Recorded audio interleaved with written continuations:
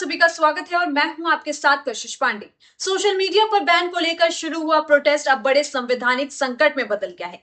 प्रदर्शन के पहले दिन तो सोशल मीडिया मुद्दा बना रहा, लेकिन इस पर से बैन हटने के बाद दूसरे दिन पूरा फोकस केपी ओली की सरकार को गिराने पर शिफ्ट हो गया।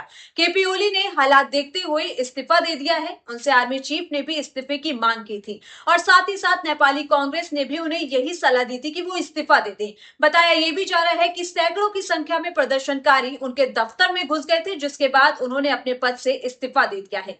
वहीं पीएम ओली ने अपने इस्तीफे वाली चिट्ठी राष्ट्रपति को सौंपी है। देश में लगातार चल रही हिंसा और विद्रोह की वजह से उन्हें अपना पद छोड़ना पड़ा है। उनके 4 कैबिनेट मंत्री पहले ही इस्तीफा दे चुके हैं। वहीं आपको बता दें, नेपाल की राजनीति में इस वक्त बड़ा भूचाल आया है। जी हां, नेपाल के प्रधानमंत्री केपी शर्मा ओली ने आखिरकार अपना इस्तीफा दे दिया है। पार्टी के भीतर विद्रोह और लगातार बढ़ते विरोध के चलते ओली को गद्दी छोड़नी पड़ी। इतना ही नहीं, सूत्रों के हवाले से खबरें आ रही हैं कि ओली अब जो है नेपाल छोड़कर विदेश जाने की भी तैयारी में है। जी हां, तो चलिए अब सबसे पहले बात करते हैं आखिरकार ओली को इस्तीफा क्यों देना पड़ा।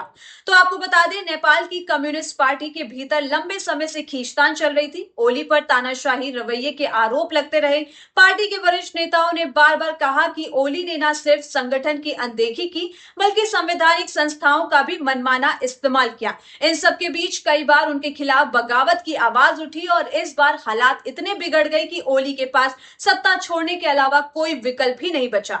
वहीं ओली के इस्तीफे का असर सिर्फ नेपाल की राजनीति तक सीमित नहीं रहेगा। जी हां, इसका सीधा असर भारत नेपाल और नेपाल चीन संबंधों पर भी पड़ सकता है। वहीं आपको याद दिला दें कि पीएम ओली को चीन का नजदीकी माना जाता था। भारत के साथ सीमा विवाद छेड़कर उन्होंने चीन की नीतियों का खुलकर समर्थन किया था। लेकिन अब सवाल यही है कि ओली की विदाई के बाद नेपाल की विदेश नीति किस दिशा में जाएगी। क्या भारत नेपाल रिश्तों में नई गर्माहट आएगी या फिर चीन की पकड़ और भी मजबूत होगी। वहीं ओली के खिलाफ जनता का गुस्सा भी लगातार बढ़ रहा था। कोरोना महामारी के दौरान उनकी सरकार पर कुप्रबंधन के आरोप लगे थे। जी हां, आर्थिक हालात बिगड़ते गए, बेरोजगारी बढ़ती गई और आम जनता की उम्मीदें टूटती गई। यही वजह रही कि जब पार्टी के भीतर बगावत शुरू हुई तो जनता का भी समर्थन विद्रोहियों के साथ खड़ा हो गया। अब सबसे बड़ी चर्चा यह है कि ओली नेपाल छोड़ने की तैयारी में है। जी हां, सूत्रों के मुताबिक इस्तीफे के बाद उन्हें डर है कि उनके खिलाफ भ्रष्टाचार और पद के दुरुपयोग की जांच शुरू हो सकती है।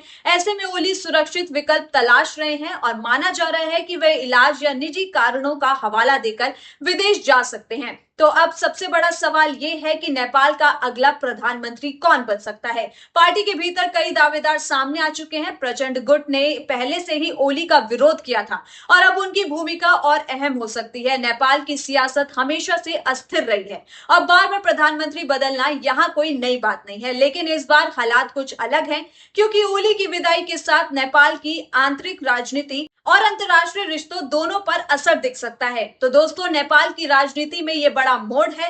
केपी शर्मा ओली का इस्तीफा केवल सत्ता परिवर्तन नहीं, बल्कि आने वाले दिनों में नेपाल की दिशा तय करने वाला पल साबित हो सकता है। आपको क्या लगता है, ओली के जाने से नेपाल में राजनीतिक स्थिरता आएगी या हालात जो है और भी बिगड़ सकते हैं? कमेंट बॉक्स में अपनी राय जरूर दीजिएगा और अगर वीडियो पसंद आया हो तो लाइक करें, शेयर करें और चैनल को सब्सक्राइब करना ना भूलें।